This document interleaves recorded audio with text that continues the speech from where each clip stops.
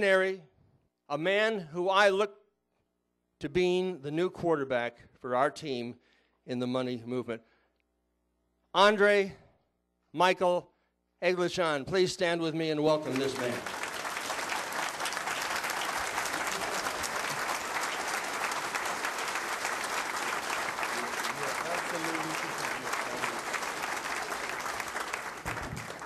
Anthony, you're too kind. Let me say this. Were it not for this man, I would not be standing here today. Were it not for not only his efforts, were it not for the efforts of all of you who unknowingly have inspired me. You have inspired me to reach deep within myself and to find that part of myself that will never let the truth die. And I dedicate my life to bringing this message to America. I've been inspired by people like Captain Joyce Riley, by people like Mr. G. Edward Griffin, by people like Eustace Mullins, Anthony Sutton, Charles Hyatt, and all of the other great patriots that have tried to keep this flame burning bright that President Kennedy said would light the world. I've tried, and if it were not for you, my friend, and I'm proud to call you my friend and my brother, I wouldn't be here.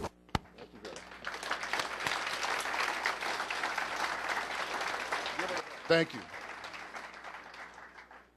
So we do want to let the word go forth from this time and place to friend and to foe alike, that the torch is being passed right now to a new generation of Americans. Amen.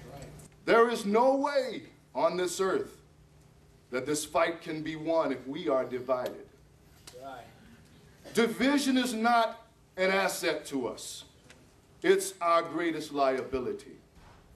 The smokescreen of differences that the mainstream media and the nefarious poodles of monetary scientists have tried to use for years and years and years to keep us distracted and divided will no longer work.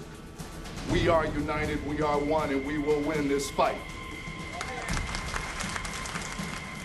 In my manifesto for the free world, the first paragraph starts, wars like bridges are engineered. The war in Afghanistan and Iraq was triggered by the 9/11 event in New York and in Washington. Was this done by design? And are these wars that we are engaged in right now created by these banksters for the purpose of bringing us towards more control, more government, more tyranny, and the end of all freedom for all people for all time? I think there's a great advantage, a great motivation for modern governments to engage in war, because war validates. Political leaders who are for total control over their citizens must have a justification for it. They must appear to be necessary. And when a nation is at peace and enjoying prosperity, the people are not very interested or very supportive of giving up their liberties and their freedoms and their privacy. And so these leaders know instinctively that in time of war, in time of crisis, people don't think about little niceties of their freedom or the Bill of Rights or privacy. So the leaders of any totalitarian system historically have always gravitated toward war because a condition of war solves that problem very nicely. People are panicked and they think, well, here we are being attacked by a dreaded enemy. We must unify now behind our beloved leader. But what I have seen leads me to believe that it is a possibility, and I think we need a lot more honesty and disclosure and transparency on this. I think the day is coming soon when the truth will be out. So you're saying they don't care if your children go to war and die. Do they gain either way?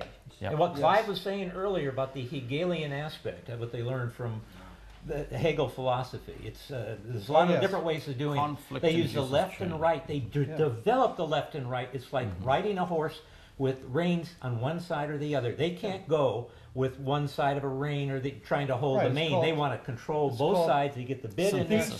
And synthesis. Antithesis. They use them against each other when they want. They pull on one side, let the other one go. You put out a problem out there, then you put out a conflicting thing to that problem, and then you permeate it throughout society. Now you have control. Yes. Didn't they create conflict to get fear into their people to consolidate their power? Blacks against whites, Catholics against Protestants.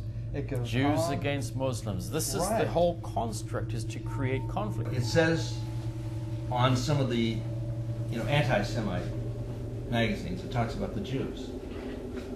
In the Bible, it talks about beware of those who call themselves Jews but are not. Beware of the Jewish label, because they're using it. And I got to bring out a book.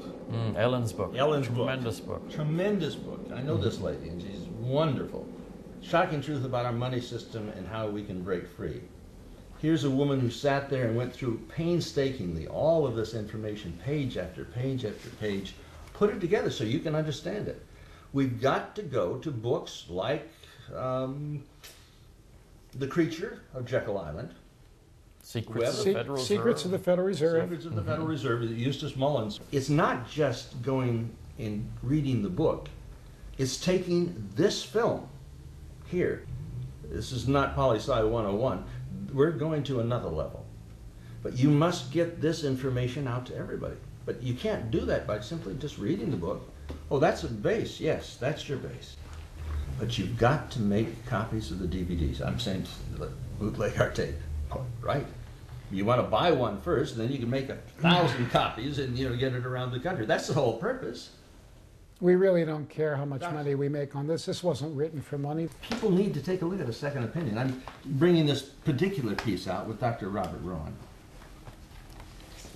He's come across lies that have been put forth by the American Medical Association